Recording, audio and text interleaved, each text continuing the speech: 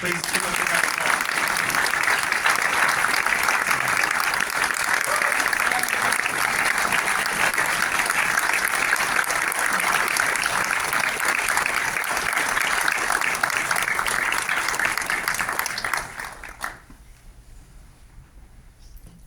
Right.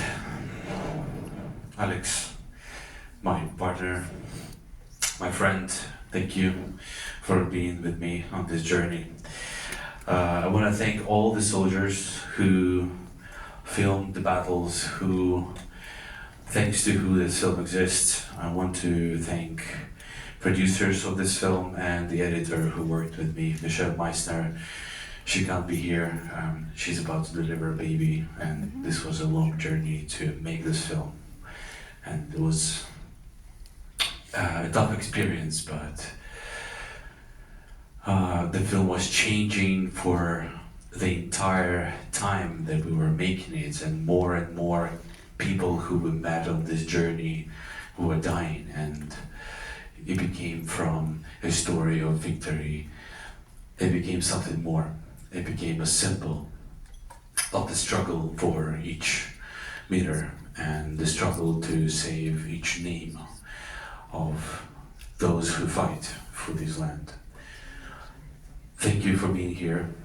Thank you for finding time and walking in, stepping into the war zone from the peace of your country. Okay, I'm going to bring the mic for our first question. Raise your hand high. Okay, we'll start here. I mean, it's such an extraordinary and tough film to watch. And I mean, from the bottom of my heart, I just feel such empathy, you know, as a mom, you know, of men about that age and thinking of the number of them who have passed. But can you just talk about like how you approached this project and what you were trying to convey and who your audience for the film is? Is it Western audiences, and what were you hoping to kind of say, and how are you pulling that together for this film? Thank you for this question. While, as I said, while we were filming it, while we were following every single one of these men after the operation, while we were editing, the meaning of the film, the theme of the film was changing, and in the end I realized that probably I wouldn't want to moralize anyone. I wouldn't want to impose my opinions or my feelings on the audience. What I want to do is to ask a question. What does this all mean? I want to just to make sure that there are faces behind names. There is an understanding that these numbers on the maps and that we hear on the news, that these casualties that we're hearing about are real. And that's it. What do we do with this information? How do we go into this next year when we see that probably there will be some change or there won't be a change? It doesn't depend on me, but there will be a lot of things happening, and a lot of people around the world will be asking, what do Ukrainians feel about their land? What do they feel about the suggestion to just surrender it and forget about it? How do they feel about losing so many people? How do they feel? Why do they fight? All these questions, I want to be a context of how people think about the year that is about to come. And yeah, that's it. I hope the questions are asked, and I hope that each one who makes the decisions in the time to come will make the decisions just a little bit more informed. I want to add that the cat is fine. It's big, it's fat from every possible side. Yes, very happy. He's with the parents of Alex's friend. Hi, just a quick question. Your last movie, 20 Days in Mariupol, is a lot more about the first onset of Russia coming in and the kind of shock and horror and the tragedy of it all. Whereas I feel like, you know, we skipped ahead past where we feel like the world was seeing Ukraine as like this force to hold its own, and we see now going into this counteroffensive a lot of dread, a lot of hopelessness in ways. And you talk about the world almost wanting to like, oh, they're not doing too hot. Should we even help them anymore? And there's a lot of some cynicism and like a lot of hopelessness that happens in this movie. And I'm wondering, you know, from these two movies, where do you see the Ukrainian people reconciling with that, like almost a hopelessness that's maybe afoot from this? Thank you. This is an important question, and I thought about it a lot. And I arrived to a thought that there is actually a lot of hope as well there, and the hopelessness that you say is coming actually from me and from my voice. Maybe it gets through my tone, but I've seen a lot. I've been through, in the last 11 years, I've been through 6 different wars and all around the world, not only in Ukraine. And I've seen hard stuff, right? And I've seen how wars don't end, they just transition one into another. But that doesn't mean it is so. That is my point of view, and it's my task as a filmmaker, as a question, to try, right, to apply pressure.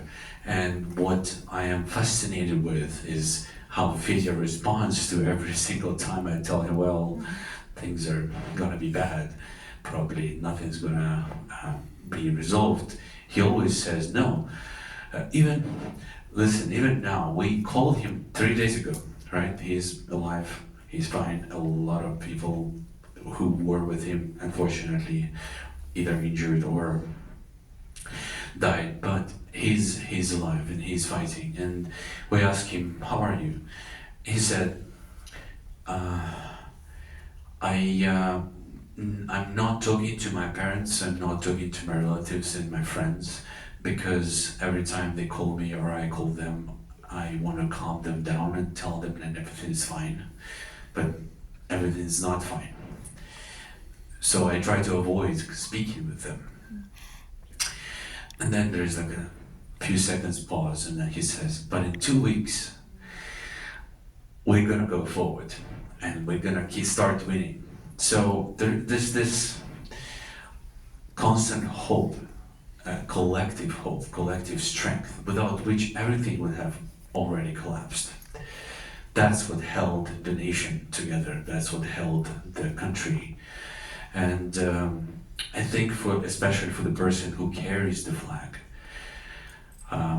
through space, through time, this sometimes irrational belief that you will reach the goal is the only way that you can actually reach the goal, even if it seems impossible.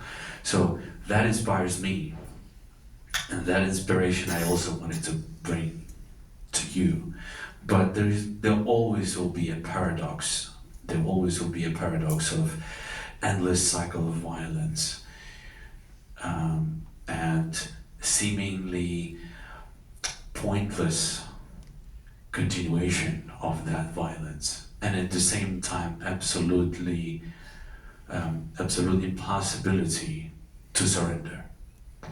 And that is unsolvable paradox. It's a very hard paradox, and we just have to experience it as humans.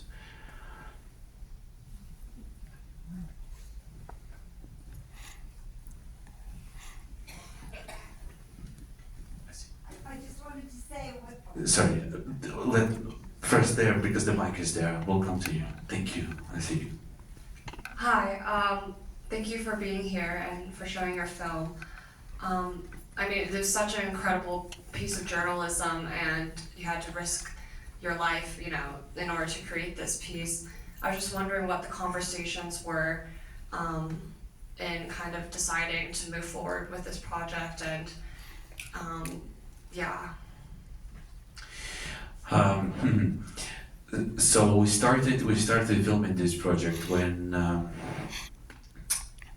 we were still screening 20 Days in Mariupol, right? We were in the middle of the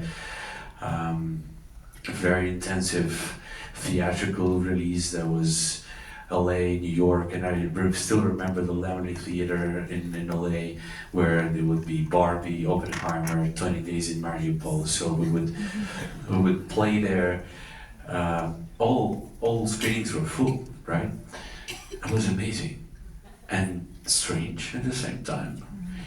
And from there, from those speaking to people from cocktail parties that sometimes are connected to the premieres, we would go I would go back to Ukraine to Alex, and we would go in this forest. We would go back to Fedya and then keep shooting, and that would continue for a few weeks, and then I would go get in a car, drive to Kyiv, get a train, go to Poland, get a flight, go back to US, and somebody would get to the next event, and somebody would ask me, Mstyslav, why are you not wearing your suit?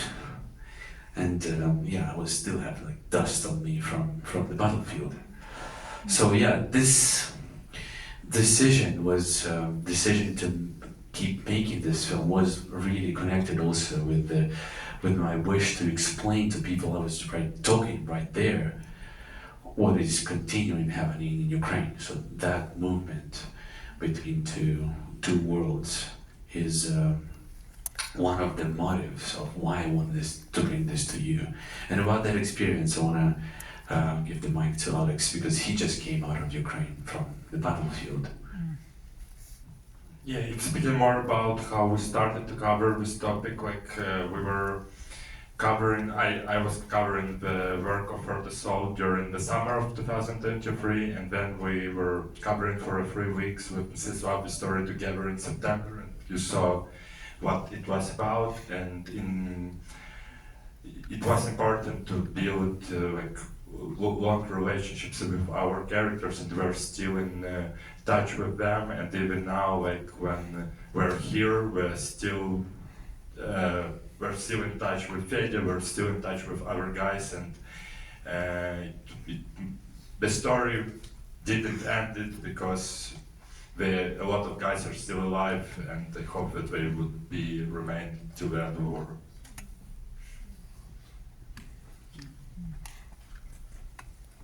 I don't know if I need a mic.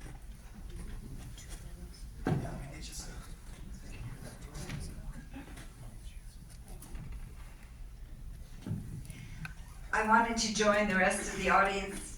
I'm sure they feel very similarly. This is a very profound film. It's deeply affecting, and I think it's, in a way, of course it's very sad, but I think it will do a lot of good in the world, who I hope is not forgotten about how important it is to support Ukraine, but I think it shows that the world needs to come together for so many reasons and really support you and support Ukraine so it stays independent. I was curious if your president has seen it. No, you're the first. The premiere was 3 days ago, and that's it. Nobody has seen it yet. We're very lucky to have seen it. Congratulations. Thank you for your kind words. Hi, I was curious about the practicalities of filming. Were the cameras strapped to their chest or their helmets, and how you chose which soldiers would film or if they volunteered? Thank you. Important question. So first of all, it is amazing how technology is advancing and how we as an audience can, and that amazes me as a film director too, how we can experience the battlefield now. Something that was, impossible before. So, one of the scenes, 600 meters battle, is filmed with 7 different cameras. Yeah, so 2 drones, 2 GoPros on helmets, one of them 360, so you can frame the shot. 2 cameras in headquarters and some additional equipment. But I have to note that a lot of footage is recorded not for film. It is recorded for the battle analysis, and it is recorded for media presence of the brigades and soldiers, because they have now, each one of them has the YouTube channels, not the soldiers but the brigades or battalions have their YouTube channels where they connect with, where they fundraise, where they use these videos for recruitment, for example. So part of the archive we've been dealing with about up to 100 hours of the recorded footage just from the body cams. Some of it doubled, but around 100 hours. And of course, it was hard to pick the right moments and edit it all together. So it's the Michel Meissner's, that's the editor's amazing work. Because we also, the eye gets tired of the GoPro. We have to, especially when the camera is on the head, the certain movement is quite tiresome. For, I would say the limit would be around 7 minutes, 8 minutes is the maximum that you can hold that shot. So there's a lot of like practicality goes into that, and a lot of time just to hand pick the right moments. We're gonna have time for one more question. I'll be there. What was it like to get the green light permission to go ahead and film all this? For projects like this, there is no green light. You do it, and then you start working on the film. There will be, I think the green light came around the time when we finished shooting most of it. So the battlefield was, the flag was already set. Some of the body cam footage, some of the drone footage was already gathered.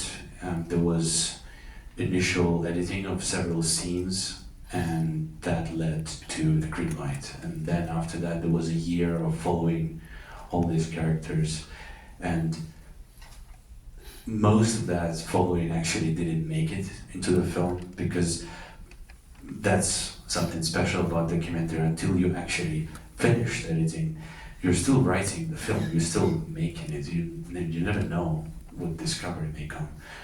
But yeah, it will be always too hard to greenlight a film like that. I tell you from the experience, even after the Academy Awards, I would have conversations with a lot of producers, and most of the producers want to know how the film ends. In the war zone, it's kind of hard to say, even if, and also they want to make sure the director is alive, and that is also subject to a question. So yeah, it's for this specific type of films, it's tricky. It's usually comes after, but there is a lot of. I have to say again, the frontline and AP, there's a lot of trust that is coming to us because we've done it before for many years. All right, please give our filmmakers another big round of applause.